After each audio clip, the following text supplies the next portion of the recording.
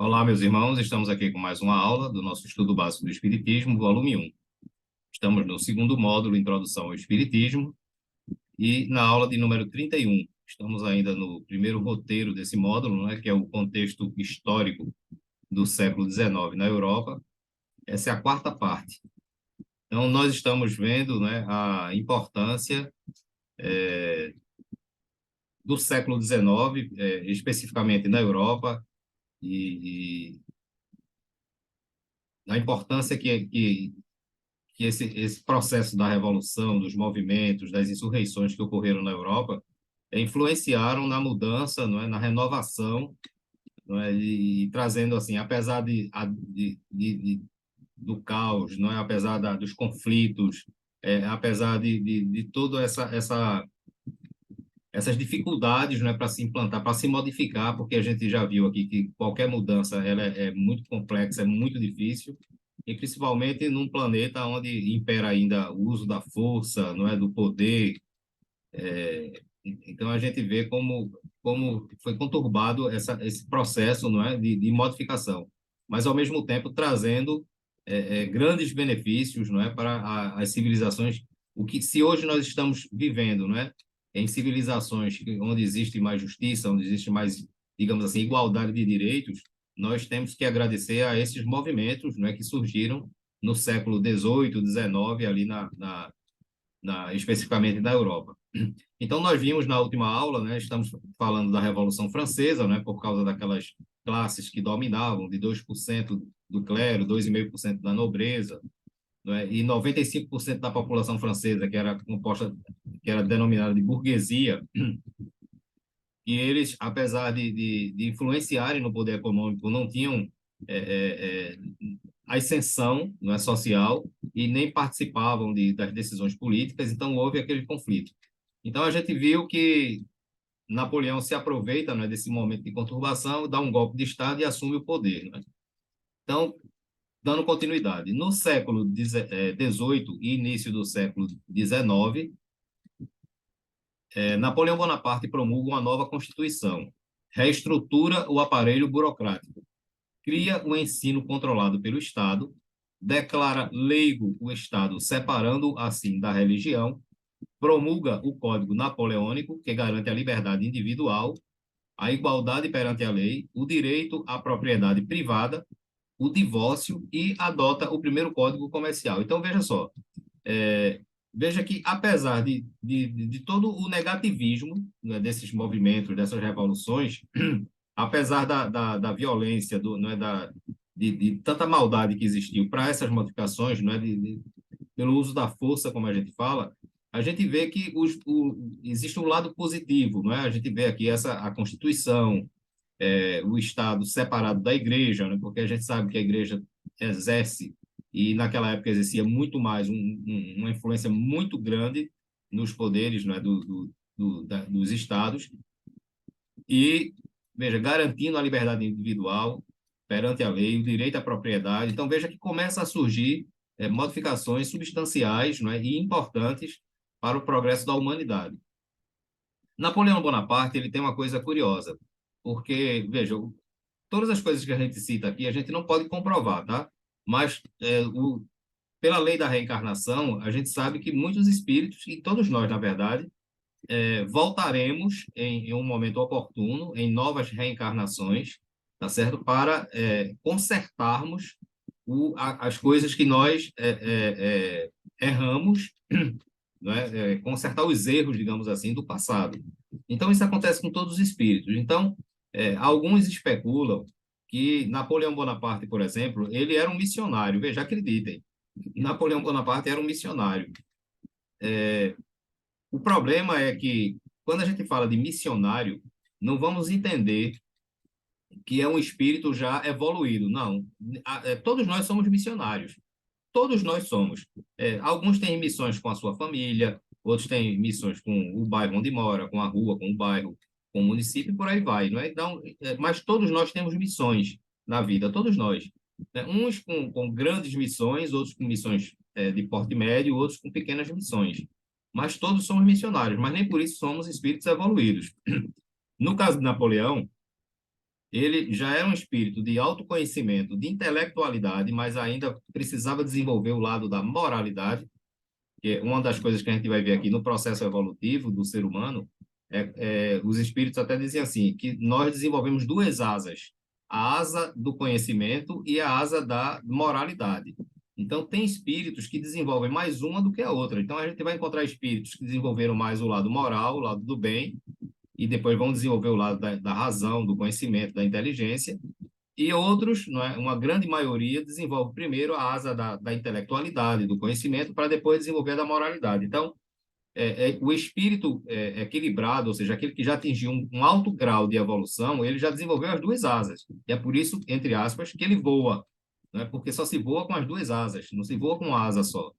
Então, há essa distinção, tá certo? Então, Napoleão Bonaparte, existem algumas informações provindas do mundo espiritual que ele teve três passagens notórias aqui no planeta Terra, na história da humanidade. E a primeira delas, que se especula, dessas que a gente conhece, tá? Ele foi Alexandre o Grande. Então, veja, Alexandre o Grande, veja, era um grande líder, né? Se a gente for ver a história de Alexandre o Grande, vê que ele sempre liderou, que ele sempre teve aquele ímpeto de dominar, de conquistar, né? Foi um grande conquistador, Alexandre o Grande, e uma pessoa de alto grau de conhecimento, de inteligência. Depois, uma terceira reencarnação que está associada a esse mesmo espírito é a de Júlio César, ou seja, depois de Alexandre o Grande, Júlio César. E a gente vê também que foi um grande líder, um grande conquistador. E a terceira, que se conhece, é essa de Napoleão Bonaparte, né, que a gente também vê pela história, que era um grande conquistador. Né? Onde ele passa, ele se deixa levar, um homem de bastante magnetismo, digamos assim, né, de bastante conhecimento, profundo conhecedor de guerra, de conquistas, né, de comando. E, assim, se a gente for comparar os três líderes da história, a gente vê que eles se assemelham, tá? Então, é o mesmo espírito em encarnações diferentes. Então, Napoleão, apesar de tudo, ele era um missionário. Então, Deus se utiliza, né, desse lado é, é, conquistador de Napoleão, desse lado egoísta, não é, desse lado egocêntrico, para fazer com que as coisas mudem, porque, infelizmente, como nós falamos no início desse tema que nós estamos falando, que é o contexto histórico do século XIX na Europa, as coisas precisavam mudar e mudar dessa forma, né? Porque a violência, o conflito, né? A revolução, a insurreição, enfim, tudo isso ainda faz parte das características de espíritos no grau evolutivo que nós estamos, espíritos inferiores, né? Para ser bem honesto e sincero, nós somos espíritos ainda muito inferiores. Então, mas ainda assim, Napoleão, ele vem e apesar dele, vamos dizer assim, ele ainda traz muitos benefícios, né, para a mudança da história da civilização. No que diz respeito às ações deste imperador francês, lembra-nos o espírito Emmanuel que as atividades de Napoleão pouco se aproximaram das ideias generosas que haviam conduzido o povo francês à revolução. Então, os ideais, não é que levou o povo a fazer aquela revolução, ainda assim, Napoleão estava muito distante daquelas ideias generosas, porque Napoleão estava querendo impor a sua vontade, não é? Ele queria que fosse exercido ali, praticado, a sua vontade. Ele pouco estava preocupado com os objetivos da revolução. Sua história está igualmente cheia de traços brilhantes e escuros, demonstrando que a sua personalidade de general manteve-se oscilante entre as forças do mal e a do bem. Então, a gente vê que ele cria a Constituição, direito de individualidade perante a lei, direito à propriedade, o divórcio, uma série de coisas, não é? Ele separa o Estado da religião. Então, a gente vê que ele oscila. Ele sempre faz coisas boas, mas pela sua naturalidade, né? Ainda pela sua condição ainda de espírito ainda que se deixa levar pela influência material, ele fica oscilando entre o bem e o mal, né? Com suas vitórias, ele garantia a integridade do solo francês, mas espalhava a miséria e a ruína no seio de outros povos. Então, ele garantia a integridade da França, mas em compensação, onde ele passava, ele dizimava, né? Ele levava a infelicidade, não é? A dor, o sofrimento aos outros povos que ele conquistava. No cumprimento da sua tarefa, organizava-se o Código Civil, estabelecendo as mais belas fórmulas do direito, mas difundiam-se a pilhagem e o insulto à sagrada emancipação de outros, com o movimento dos seus exércitos na absorção e anexação de vários povos. Então, veja, ao mesmo tempo que ele estabelecia um código civil, tá, em benefício da França, não é, como ele diz aqui, com as mais belas fórmulas do direito, mas, em compensação, nos povos que ele invadia, que ele anexava, ele absorvia, né, era pilhagem, era tudo. Ou seja, ele dizimava realmente os povos que ele conquistava, é como se, na visão dele, a França absorvesse, assimilasse aquilo dali, e aquelas outras civilizações que eram dominadas, elas praticamente deixavam de existir, né, porque elas eram incorporadas, né, os bens, enfim, tudo que tinha valor era pilhado, era absorvido, tá? E integrado lá para a França. Infelizmente, não é só a França que tem essa história, né? Se a gente for ver no mundo inteiro, existem esses movimentos, né? Essas invasões, essas guerras, onde os mais fortes se apoderam daquilo que não pertence a eles, né? Das nações mais fracas. Então, sua fronte de soldado pode ficar laureada para o mundo, de tradições gloriosas. E verdade é que ele foi um missionário do alto, embora traído em suas próprias forças. Então, perante o mundo, né, perante as leis do homem, da força, da violência, da conquista, ele pode ter sido laureado, mas o compromisso que ele assumiu, mais uma vez nessa encarnação, né, ele aumenta os débitos que ele tem perante a lei divina. Então, com certeza, a gente não sabe por onde anda Napoleão hoje, não é? Se já reencarnou pode ter reencarnado no meio da gente como uma pessoa simples, apagada, que a gente nem conhece, tá? No obscurantismo, mas que com certeza ele está no processo de se quitar com os débitos que ele assumiu nas reencarnações passadas, ele está. Isso aí com toda certeza, tá? Após Napoleão, a França passa por um novo período de transformações históricas, uma vez que vários princípios liberais da Revolução foram adotados, tais como a igualdade dos cidadãos perante a lei, a liberdade dos cultos, estabelecendo-se, a par de todas as conquistas políticas e sociais, um regime de responsabilidade individual no mecanismo de todos os departamentos de Estado. Então, depois desse período conturbado de Napoleão, não é, alguns princípios que foram propostos, né, que foram causa e objetivo da Revolução Francesa, eles passaram a ser adotados. A gente viu que Napoleão impôs, né, implementou alguns, mesmo assim, Napoleão não estava seguindo os ideais da Revolução, mas algumas coisas que eram propostas ali, ele adotou, não é, como lei, como norma, e passaram a vigorar ali na França. Então, esse período de conturbação, né, dessas conquistas de Napoleão, após passar esse momento, a França começa a entrar, digamos assim, num período de calmaria. A própria igreja, habituada a todas as arbitrariedades da sua feição dogmática, não é? A gente sabe a história da igreja naquela época, reconheceu a limitação dos seus poderes junto das massas, resignando-se com a nova situação. O movimento democrático na França mistura política e literatura.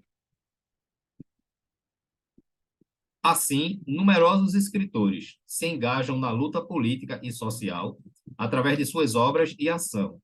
Desse modo, Lamartine e Victor Hugo são eleitos deputados, tornando-se o próprio Lamartine, que muito contribuiu para o advento da República, chefe do governo provisório. Muitos desses escritores, como Zola, militam na causa republicana ou socialista. Esse 8 aqui, eu juro que eu não recordo o que é isso aqui, tá? Sob o regime da restauração, as questões mais importantes são as de ordem política. O Partido Liberal exige a aplicação da Carta-Constituição e um alargamento da liberdade que ela garante. Os liberais, como Stendhal e Paulois Courrier, deve ser, né, são anticlericais. Chateaubriand torna-se liberal e prevê o advento da democracia. Isso aqui deve ser alguma numeração, tá? Aqui agora eu não recordo, e que eu incluí aqui no texto. Aqui eu sei que é um item, tá? A Revolução Industrial e suas repercussões, que é o tema da nossa próxima aula. Então, a gente veja que a gente viu, né, que houve esse período assim do ápice da conturbação, né, do caos. Né? Napoleão vem, assume aquilo dali, implanta algumas modificações, não é, no sistema para que haja mais igualdade. apesar de ser um conquistador, de ser um homem voltado para as guerras, tá? De conquistas, mas ele deixa também uma grande contribuição, não é? De modificar, de fazer com que algumas conquistas, alguns objetivos que eram requeridos pelo povo, né, que causou a Revolução, eles sejam implantados. E após Napoleão, não é, aí há esse período de calmaria e a filosofia, os pensadores, os escritores, eles começam a interagir de uma forma mais intensificada e a maioria dos princípios, né, que eram desejados, né, no período da Revolução começam a ser implantados e a gente vê que já começa a haver um equilíbrio e uma modificação no país, na França, né, propriamente dito. O movimento democrático na França mistura política e literatura. Assim, numerosos escritores se engajam na luta política e social e através de suas obras e ação. Desse modo, isso aqui a gente viu, né? Eu estou repetindo aqui. Deixa eu ver aqui. Pronto. Sob o regime da restauração, as questões mais importantes são as de ordem política. O Partido Liberal exige a aplicação da carta, a gente viu isso também. Agora eu lembro que é aquele número lá, tá? Porque eu dividi o slide, era um só, em dois, e aí ficou aquele número lá, tá? Então, isso aqui a gente falou, né? Então, com isso, a gente encerra, né, essa aula, tá?